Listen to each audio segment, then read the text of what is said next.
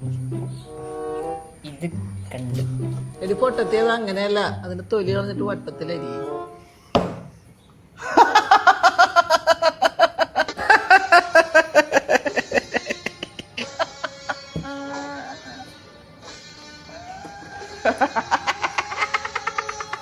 ചിരി കണ്ട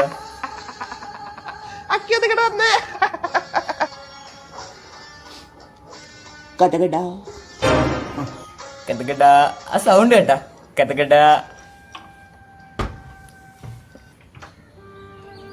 വല്ലാണ്ട് വരുന്നുണ്ടോ ചിരി?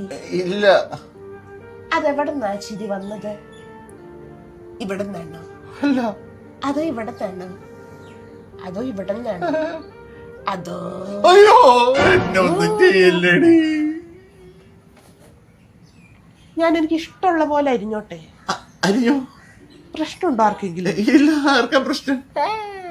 ഞാനിപ്പോ പുറത്തോട്ട് പോട്ടെ.